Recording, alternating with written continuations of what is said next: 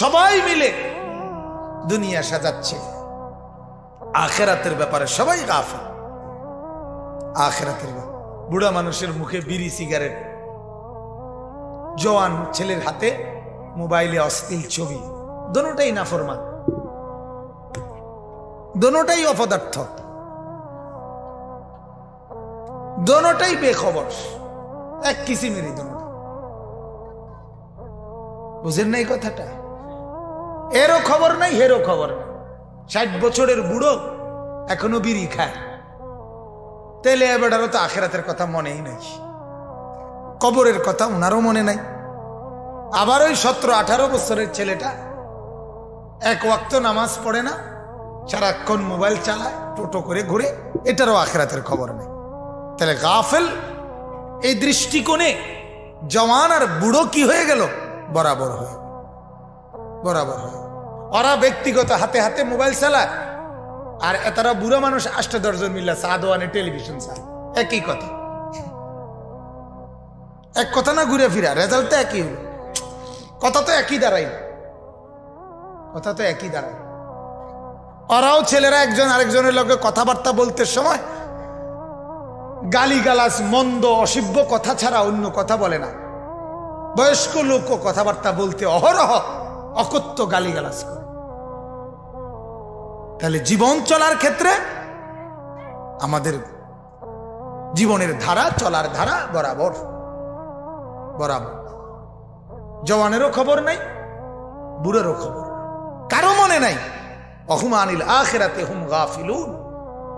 আল্লাহ তাআলা বলে তোমরা সকলেই আখিরাত থেকে গাফেল। অথচ আল্লাহ তাআলা বলছেন ওয়ালা তাকুম মিনাল গাফিলিন। আল্লাহর আদেশ, কোরআনুল কারীম আল্লাহ বলছেন। মাওলানা ইব্রাহিম সাহেব জিকিরের কথা বলতেছিলেন।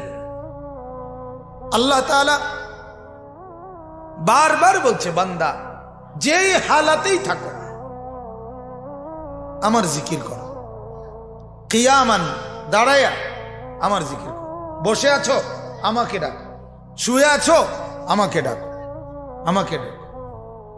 এরপরে আল্লাহ বলছে, বান্দা আমাকে তুমি ডাকো ফি নাফসিক, আওয়াজ ছাড়া মনে মনে, আওয়াজ ছাড়া মনে মনে। এরপরে আল্লাহ তাআলা বলছেন ওয়া খিফা, আওয়াজ ছাড়া তবে জবান দিয়ে, কিন্তু শব্দ ছাড়া, নিঃশব্দে।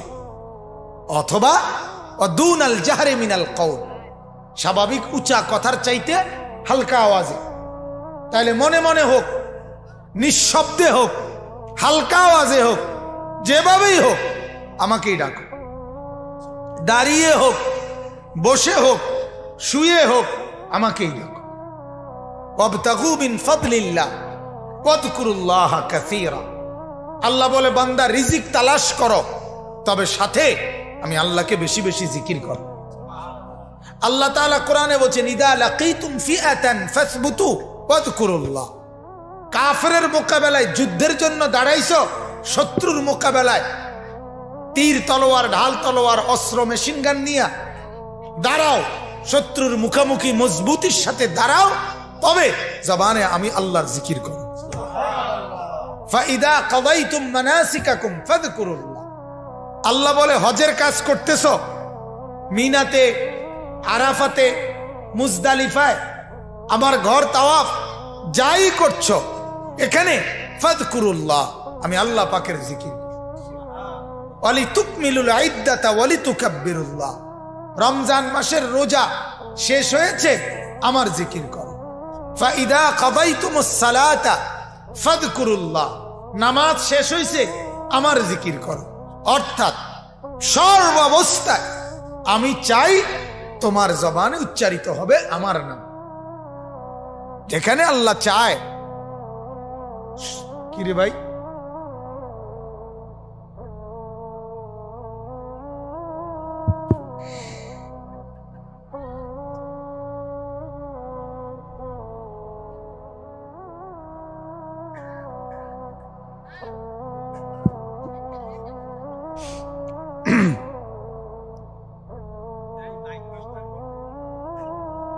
আছে হেরা দেখতেছে।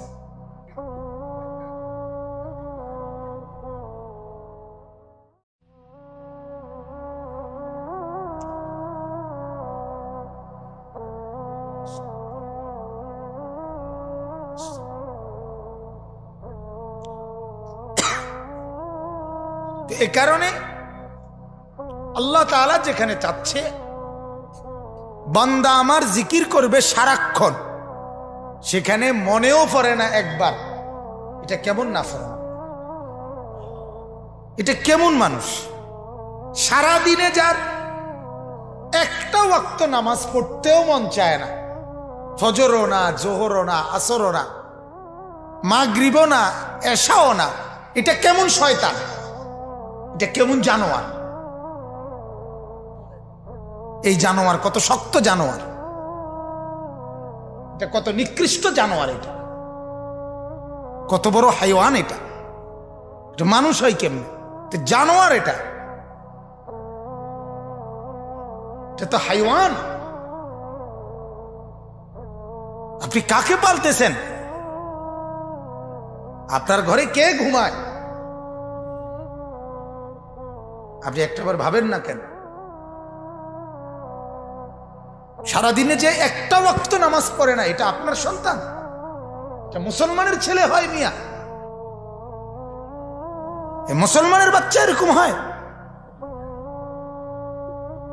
এভাবে আল্লাহ ভুলে দিছে আপনার ছেলে, এভাবে আল্লাহ ভুলে গেছে। আপনি এখনো ভাত খাইতেছেন মিয়া। একজন আইসে বলতেছে আপনার ছেলে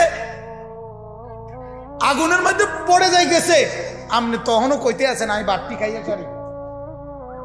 কি করবি ব্যাপারটা এরকম না, আমি বাটটি খাইয়া সারি। আচ্ছা দুই সাইচা চাই না, অটো পাইনি, ফাইলে যাম। একজন আইসা বললো আপনার ছেলেটা নোয়াগাঁও স্টেশনে মোটরসাইকেল অ্যাক্সিডেন্ট করছে, রক্তে ভাইসে গেছে। আপনি কইলেন যে আমি ফান্ডা খাইতে আছি, বিড়িটা খাই বা বন্ডা খাইয়া সারি। তো এই পৃথিবীর প্রতিটা মানুষ এই বাপকে কি বলবে, যে তোর মতো ডাকাত আল্লাহর জমিন আর আসিনি। ঠিকই না বলেন না, বলবে কিনা যে তোর মতো ডাকাত তুই বাপনি না, তোর মতো ডাকাত তো আর হয় না। অথচ আপনি শুনছেন, আমরা জানি এক ওয়াক্ত নামাজ না পড়লে 2,88,00,000 বছর জাহান্নামের আগুনে জ্বলতে হবে। ধাউ ধাউ করে আপনার ছেলেটা নামাজ না পড়ে ঘুমায় আছে, তার খাটে তার শরীরে আগুন জ্বলতেছে, এবার আর কোনো বুঝে নাই, দেমাগে এই আকলে নাই, আকলে নাই। দুনিয়া গুনতে গুনতে, টাকা গুনতে গুনতে, বন আর বিড়ি খাইতে খাইতে, চা বন খাইতে খাইতে আপনারা একেবারে দেমাগ এগুলো একবারে ফসাইয়ে লাইছে সোজা কথা। এর ভিতরে আর ভাত তরকারি ছাড়া আর কিচ্ছু নেই, এই বন বিড়ি ছাড়া আর কিচ্ছু।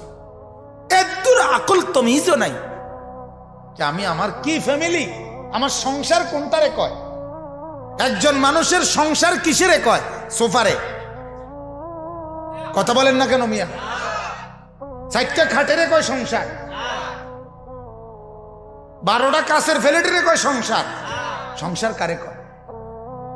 বউ বাচ্চারে। কথা বলেন না কেন? সংসার কাকে বলে? কোন বিবি বাচ্চারে কি বলে? সংসার বলে, নাকি খাতা বালিশরে বলে? তাহলে সংসার বলে বিবি বাচ্চারে। তাহলে আপনার সংসার গড়তেছেন, আপনি সংসারের জন্য করছেন, তার মানে বিবি বাচ্চা। তো সেই বিবি বাচ্চা চরিত্রহীন, সেই বিবি বাচ্চা দুশ্চরিত্র, সেই বিবি বাচ্চার জীবনে ঈমান, আমল, আখিরাত, কবর, হাসর কিচ্ছু নাই। মেয়েটা সারা রাত আরেক ফলার লগে কথা কয়, বউটা মাসে 30 দিনের মধ্যে 25 দিন বাজারে মার্কেটে বেপর্দা করে। এটা সংসার আমনের? এটা বুঝি সংসার?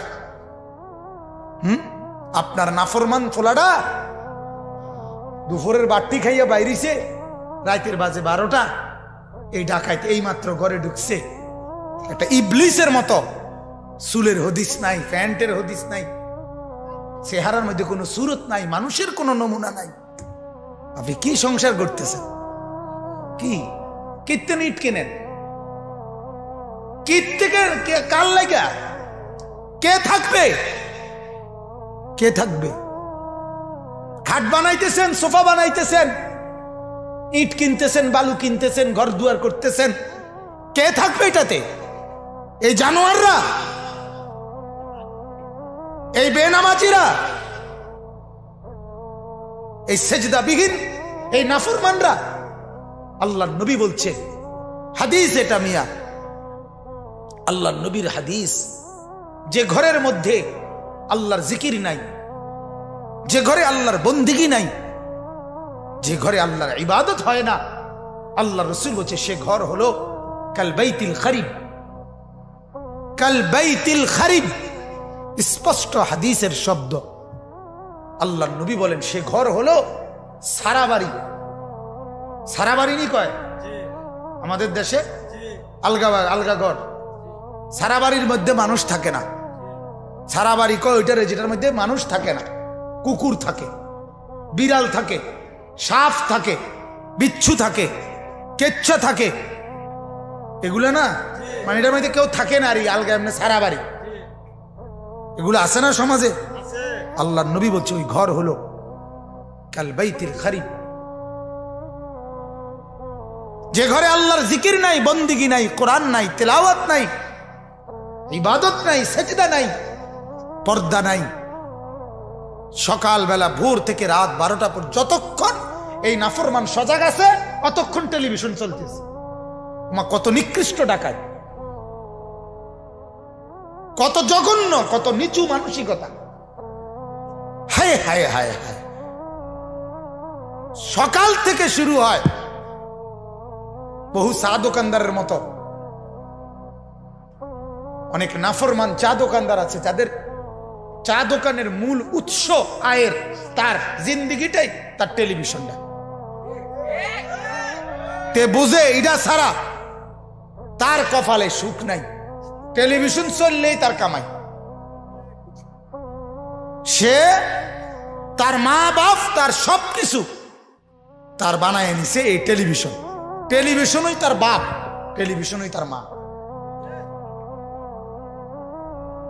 এটাই তার দিন, এটাই তার ধর্ম, এটাই তার জিন্দিগি, এটাই তার দুনিয়া, এটার উপরেই সবকিছু। আহা, এভাবে বুঝি মানুষ গাফেল হয়, নিজেকে বুঝি মানুষ এভাবে ভুলে যায়। বাজান ছেলেরা তোমরা বলো মিয়া, তোমার কথা তুমি বলো। তোমার জীবনটা এইভাবে নষ্ট হয়ে যাওয়া কি হইতেছে?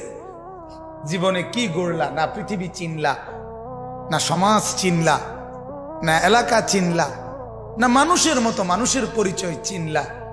একটাবারও ভাবলা না হায় হায় তোমারে দিয়া, এই অপদার্থ দিয়া এই সমাজের কি হবে? জিন্দিগি বুঝি এন দিয়া খাওন, ওন দিয়া টয়লেটে থুইয়াইন, এই নি জীবন। আহ, জীবন বুঝি এই কদ্দুরের নাম। কিছু খানা খাদ্য খাওয়া আর ঘুম যাও, এর নাম জীবন।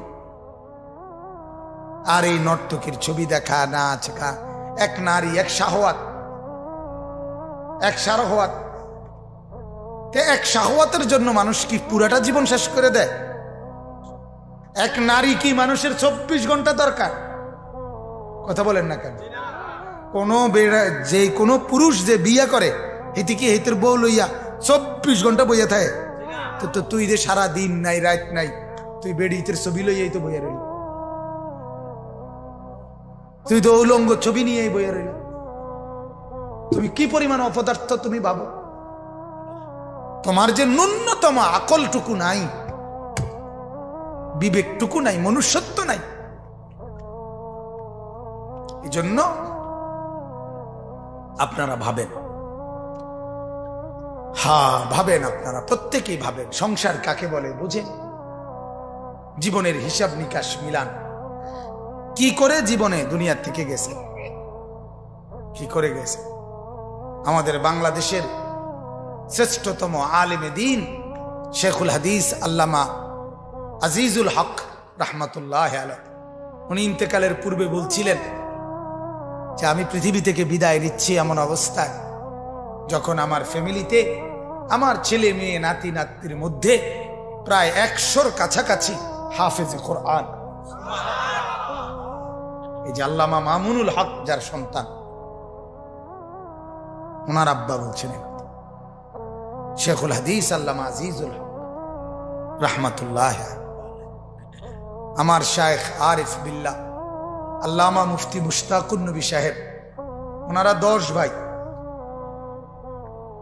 10 জন ভাই, এক মার ঘরে 10 ভাই, 3 বোন, 13 জন ভাই বোন একই মার ঘরে। আলহামদুলিল্লাহ 13 জন ভাই বোন এখনো জীবিত আছে।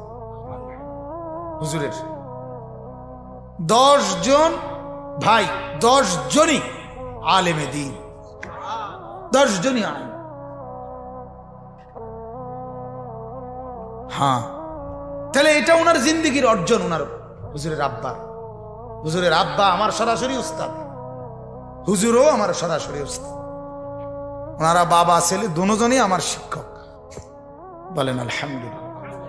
তো এই জন্য বললাম এটা তো জীবনের অর্জন।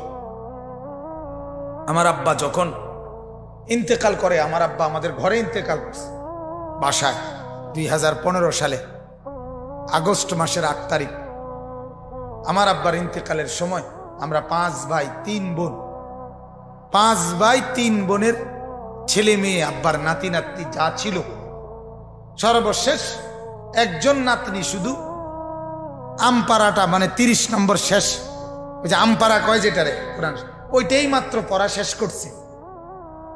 এই মেয়েটা দূরে পড়ে সারছে।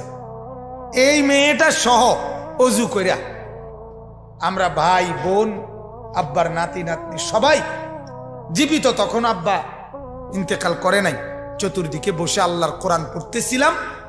এই অবস্থায় আমার আব্বা দুনিয়া থেকে বিদায় নিছে। আমি বসা সব, তা আমি তো মনে করি আমার আব্বা কবরে গেলে আমার আব্বারে যদি জিজ্ঞাসা করে মালিক যে কি নিয়ে আসছো, আব্বা বলবে মাওলা আমার ফ্যামিলির কমপক্ষে 25 জন সদস্য, ছেলে মেয়ে নাতি নাতনি মিলে আমি তাদেরকে আল্লাহর কোরআন আপনার কালাম তেলাওয়াতরত অবস্থায় রেখে আপনার কাছে আসছি। আম কুনতুম শুহাদা ইদ হাদারা ইয়াকুবাল মাউত ইদ ক্বালা লিবানিহি মা তা'বুদুনা মিন বাদি। রব্বুল আলামিন বলেন, বান্দা গল্প শোনো আমার কাছে। আল্লাহ বলে, ও আমার বান্দারা, আমার নবী ইয়াকুব তার মৃত্যুর সময় যখন ঘনিয়ে এসেছে, ইয়াকুব নবী তার 11 জন সন্তানকে একত্র করে আল্লাহ বলেন একত্রে পাশে রেখে মৃত্যুর পূর্ব মুহূর্তে ছেলেদেরকে কেবল একটা কথা জিজ্ঞেস করছে, মা তা'বুদুনা মিন বাদি। ও আমার ছেলেরা, আমি দুনিয়া থেকে বিদায় নেওয়ার মুহূর্তে আমি বাপ তোমাদের সন্তানদের কাছে জানতে চাই, বলো তো বাবারা, আমার মৃত্যুর পরে তোমরা ইবাদত করবে কার? ইয়াকুব নবী বললেন, 11 জন ছেলে একত্রে জবাব দিছে, আলু না'বুদু ইলাহাকা ওয়া ইলাহা আবাইক। আব্বা আপনি কোনো চিন্তা করবেন না, আপনি নবী ইয়াকুব, আপনার পূর্বে যারা নবী ইসমাইল ইব্রাহিম, আমরা তাদের সহ আপনারা সবাই যেই মাওলার বন্দেগী করেছেন, বাবা আপনার মৃত্যুর পরেও আমরা সেই মাওলার গোলামি করে যাব।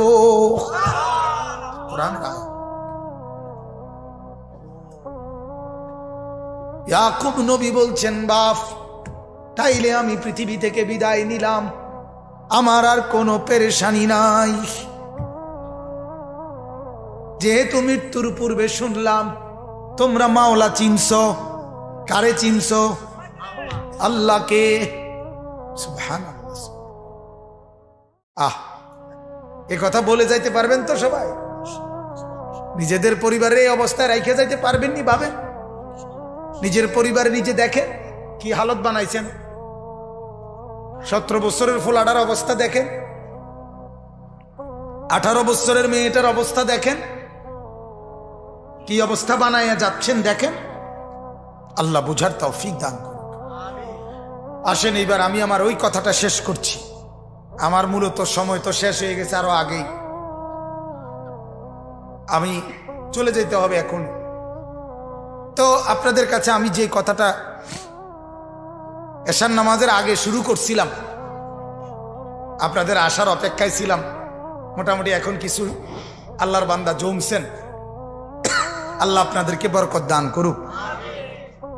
তো বলতেছিলাম এই কথাটা, ইব্রাহিম আলাইহিস সালাম, আপনার শামসু ভাই আর যাতে লোক কেউ না আসে বলে দেন, আর জায়গা নাই, আপনার কোনো ছাটাই নাই, আছে নাই নাই ভাই মেহরবানি করে আর কেউ আইসেন না, আর জায়গা নাই মাহফিলে, জায়গা নাই। ইডি জায়গা মিলাইতে তো কষ্ট হয়েছে। আলহামদুলিল্লাহ কর, হাই আলম কিত্ত আলহামদুলিল্লাহ, জায়গা নাই না আলহামদুলিল্লাহ।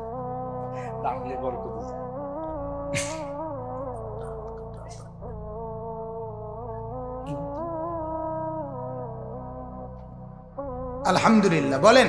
তো বলতেছিলাম ইব্রাহিম আলাইহিস সালাম আল্লাহ তাআলার কাছে বারবার পরীক্ষা দিছেন। দুবুইয়া সব আসিল না, এসার আগে কিছুক্ষণ বয়ান করছি, এরপরে বিরতি দিছি, নামাজ পড়ে আবার বসছি। তো আল্লাহ পাক রব্বুল আলামিন ইব্রাহিম আলাইহিস সালামকে যতগুলো পরীক্ষা নিছেন, সমস্ত পরীক্ষায় উনি সর্বোচ্চ উত্তীর্ণ হয়েছেন। বলেন আলহামদুলিল্লাহ।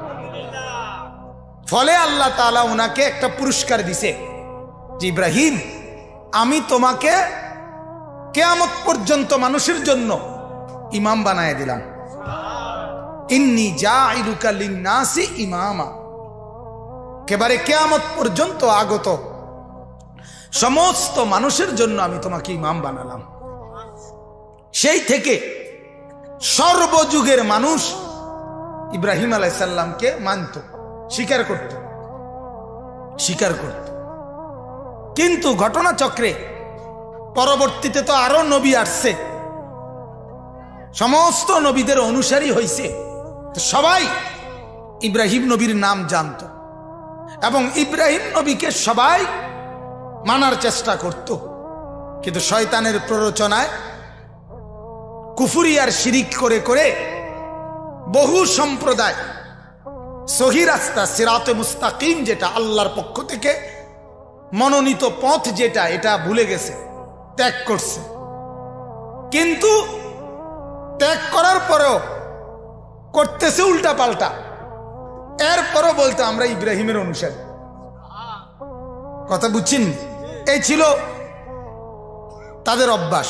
যেমন মুসা আলাইহিস সালামের কওম ইহুদি, তারা মুসা আলাইহিস সালাম পরবর্তী ধীরে ধীরে তারা অসংখ্য ধর্মের মধ্যে, কিতাবের মধ্যে বিকৃতি করে ফেলছে, শরীয়তের বিধিবিধানের মধ্যে। কিন্তু সমস্ত বিকৃতির পরেও তারা বলতো আমরা ইব্রাহিমের অনুসারী। খ্রিস্টান যারা ঈসা নবীর অনুসারী, আজকে যারা এই যে গোটা ইউরোপ খ্রিস্টান, এরা ঈসা আলাইহিস সালামের আসমানে তুলে নেওয়ার পর 200 বছরের ব্যবধানেই ওনার ধর্মের মূল বাণী সব ভুলে এলোমেলো করে ফেলছে। অসংখ্য শিরিক, কুফর, অনেক কিছু তারা তাদের মধ্যে ঢুকায় ফেলছে। কিন্তু এরপরেও নিজেদেরকে তারা দাবি করত আমরা ইব্রাহিমের অনুসারী।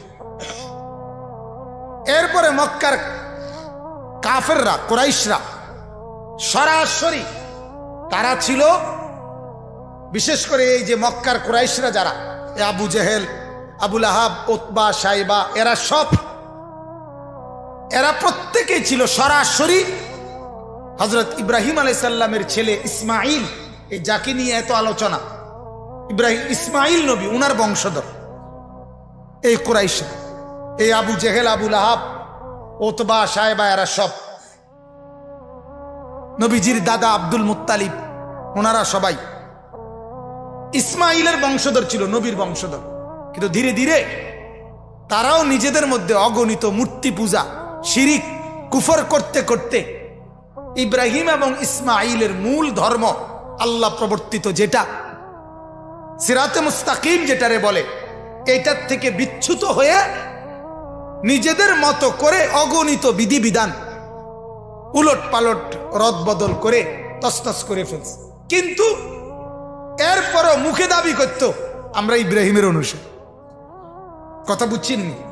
তার মানে আমি বুঝাইতে চাইতেছি যে কথাটা, ইব্রাহিম আলাইহিস সালামের পরে, ইব্রাহিম আলাইহিস সালামের মাধ্যমে আল্লাহ তাআলা যেই সিরাতে মুস্তাকিম চালু করছিলেন, সঠিক পথ, পরবর্তী বহু জেনারেশন, বহু সম্প্রদায় তারা নিজেরা কুফর, শিরিক, বিদআত, অগণিত মন গড়া নিয়ম কানুন, বিধিবিধান নিজেদের ধর্মের অনুশাসনের মধ্যে ঢুকাইয়া একেবারে তছনছ করে ফেলছে। কিন্তু এরপরেও নিজেদেরকে দাবি করত কি? ইব্রাহিমের অনুসারী। আপনারা আরো আরো সহজ উদাহরণ দেই, বুঝবেন। আমাদের বর্তমান মুসলিম সমাজে অসংখ্য অগণিত মানুষ যারা তাদের ছেলে মেয়ের বিয়েতে ইসলাম ধর্মের, নবীর সুন্নতের, নবীর তরিকার একটাও পালন করে না। কিন্তু এরপরেও নিজেকে বড় গলায়, দরকার হলে জিলাপি 2 কেজি বাড়াইয়া দিয়ে হইল নবীর আশেক, এটা দাবি করে। দরকার হলে জিলাপি 5 কেজি আমারতে যাবে, আরো 5 কেজি বাড়াইয়া কেন? আমি বুঝাইতে হইব আমি আশেকে রাসূল, আমি আশেকে রাসূল। যদি জিঙ্গা নামনে জিলাপি তো দিচ্ছেন, ঠিক আছে কাকু বুঝছি আমনে আশেকে রাসূল, কিন্তু বিড়ি খান যে না, এটির দিকে চাইও না, তুমি জিলাপির দিকে চাও। তুমি কি এর দিকে চাও? বিড়ি লইয়া তুমি বুঝদা না, এটি সব কথা বুঝদা না। কথা বুঝছেন নি? আপনি যে অবসর পাইলেই কাকু সাদওয়ানের টেলিভিশন চান, আপনি জিলাপি দিলে কি লাভ হইব? আপনি কেমনে নবীর আশেক? এটি বুঝদা না, না এটি বুঝতো না। কথা বুঝছেন নি?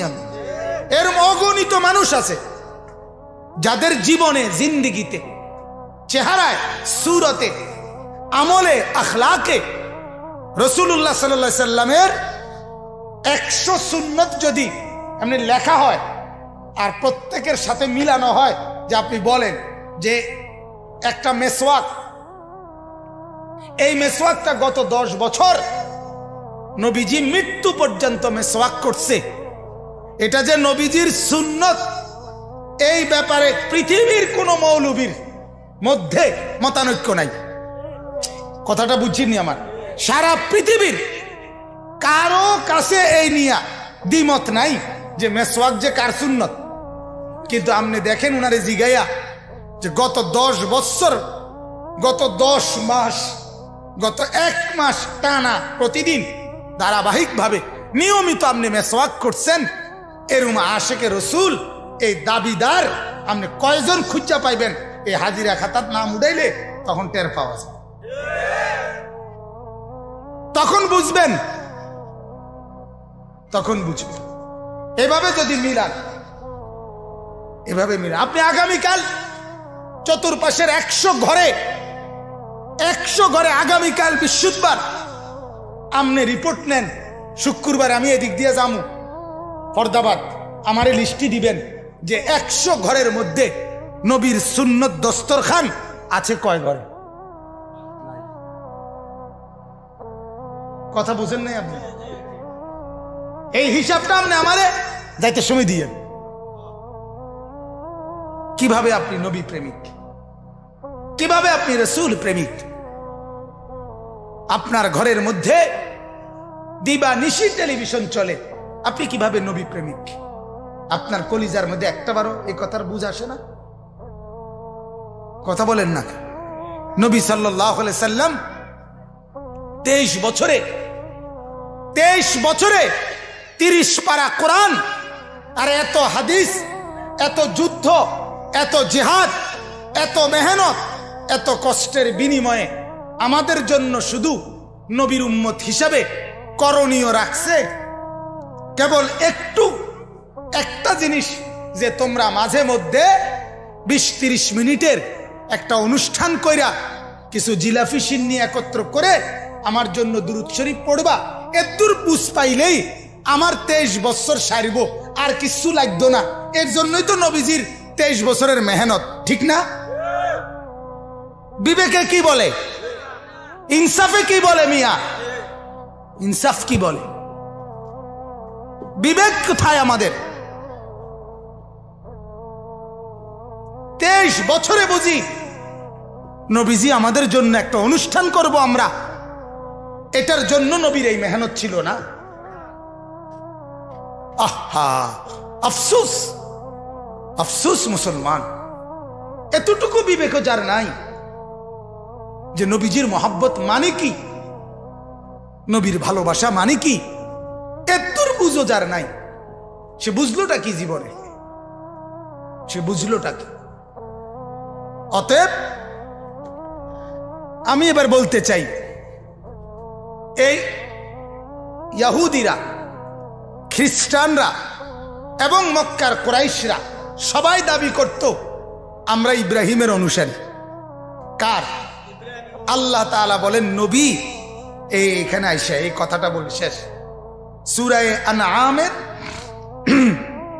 161 নম্বর আয়াতে আল্লাহ তাআলা নবীজিকে বলেন, বন্ধু আপনি এদের সবাইকে বলে দেন, তোমরা কেউ ইব্রাহিমের অনুসারী না, তোমরা কেউ সঠিক পথের অনুসারী না, বরং সঠিক পথ ওইটা আমার আল্লাহ আমি মুহাম্মদকে যেই পথ দেখাইছে সেটা। কথা বুঝছেননি? আজ আমি যেটা বলতেছি তোমাদের কাছে, আমি রাসূল যেটা বললাম, এটাই একমাত্র আমার আল্লাহর পক্ষ থেকে হেদায়েত, এটাই সিরাতে মুস্তাকিম, এটাই প্রতিষ্ঠিত দ্বীন, এটাই মিল্লাতে ইব্রাহিম। এই যে আল্লাহ তাআলা বলেন, কুল, নবী আপনি বলুন, ইন্নানি হাদানি রব্বি, নিশ্চয়ই আমার আল্লাহ আমাকেই কেবল হেদায়েত দিয়েছেন, সঠিক পথ দেখিয়েছেন। কিসের? ইলা সিরাতিম মুস্তাকিম। সিরাতে মুস্তাকিম কোনটা? জান্নাতের রাস্তা কোনটা? আল্লাহর সন্তুষ্টির রাস্তা কোনটা? এটা একমাত্র এই মুহূর্তে সঠিকটা সিরাতে মুস্তাকিমটা আল্লাহ আমাকে জানাইছে। কাকে? আমাদের নবীকে। কাকে বলেন না? এরপর আল্লাহ বলেন, দীনান কিয়ামাম মিল্লাতা ইব্রাহিম।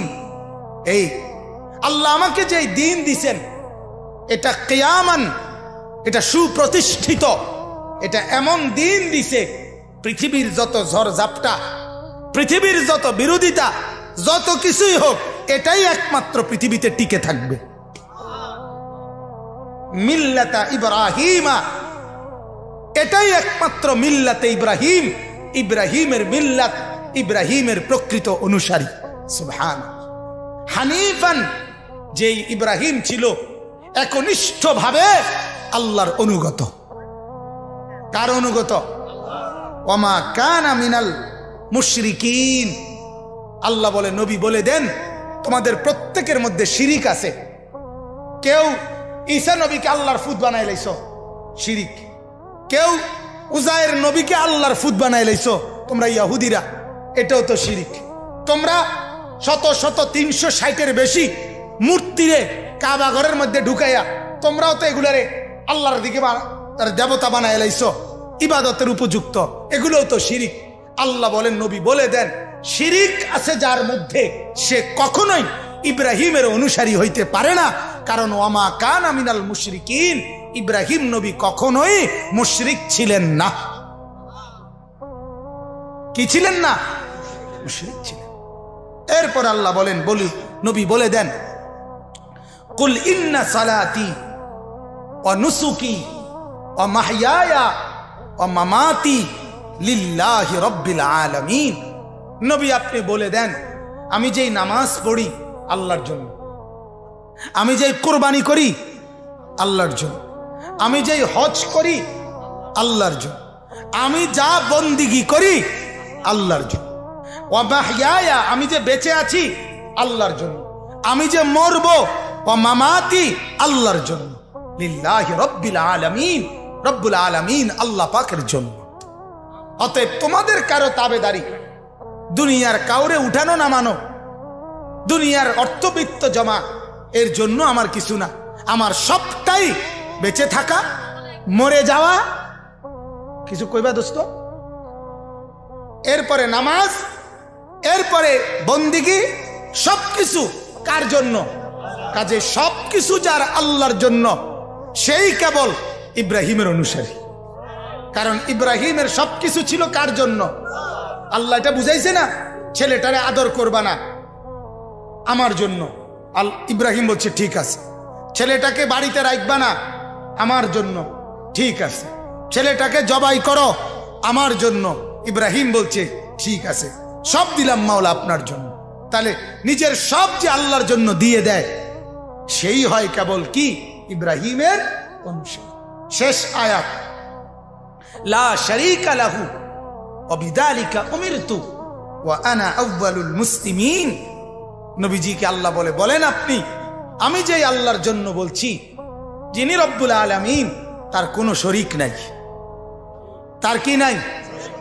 অতএব দেবতাকে তার সাথে মিলাইলে হবে না, ঈসা নবীকে তার সাথে মিলাইলে হবে না, ওজায়ের নবীকে তার লগে মিলাইলে হবে।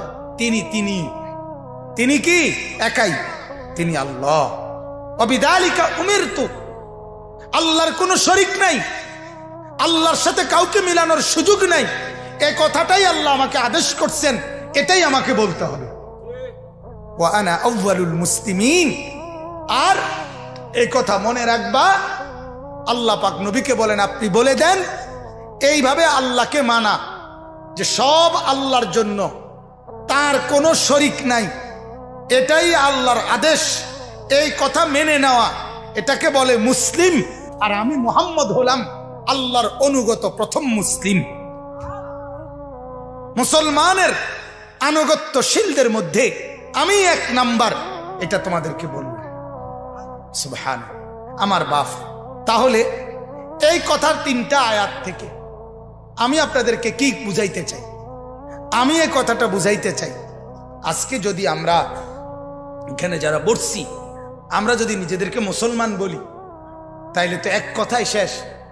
মুসলমান তো হবে সে, নবী এখানে বলছে, যার শয়ন স্বপন, আচরণ উচ্চারণ, আবেগ অনুভূতি, কথাবার্তা, লেনদেন, আচার অনুষ্ঠান, উঠা বসা, নড়া চড়া, আহার নিদ্রা, খাদ্য খাবার, সকাল দুপুর, বিবি বাচ্চা, সংসার, সব কিছুর মধ্যে আল্লাহ এবং তার রাসূলের আনুগত্যতা আছে, সেই মুসলিম। সেই কি বলেন না? আর যদি এটা না থাকে, তাহলে তুমি মুসলিম দাবি নামে, দাবিদারের মধ্যে, মুসলমানের নামে তুমি একজন দাবিদার, মূলত মুসলিম না, তুমি ধোঁকাবাজ, তুমি প্রতারক। অতএব এটা বোঝা উচিত। নিজের ইসলাম প্রমাণ করেন বন্দিগি দিয়ে, নিজের মুসলমান প্রমাণ করেন গোলামি দিয়ে। আল্লাহকে বড় বলে, আল্লাহকে। লক্ষ বেঈমানের সামনে কেউ যখন নিজের ঈমানের পরিচয় দেয়, আল্লাহ তাকে গোটা পৃথিবীতে সম্মানিত আর ইজ্জত আলা বানায়।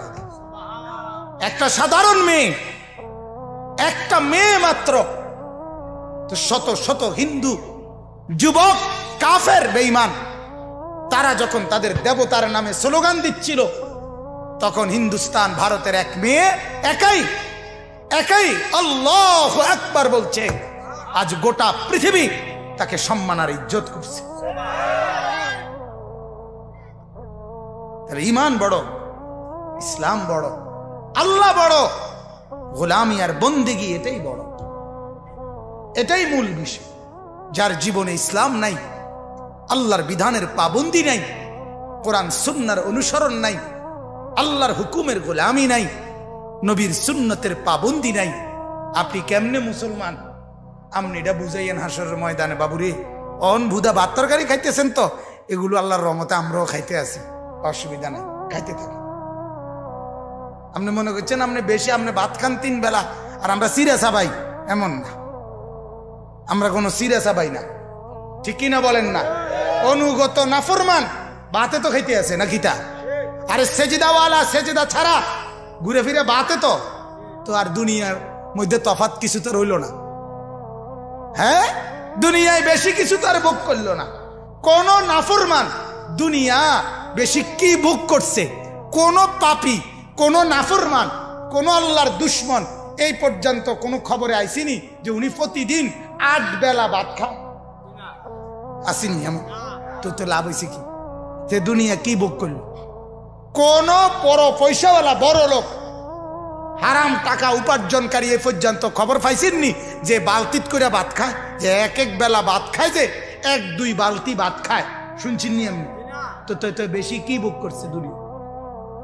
দুনিয়া কি ভোগ করলো? কন্যা কি ভোগ করছে? এক লগে 3টা খাটে একত্রে হতে একই সময়ে এরম কোনো বেড়ই এ পর্যন্ত খবরে আইসিনি। তো কি ভোগ করছে কি দুনিয়া?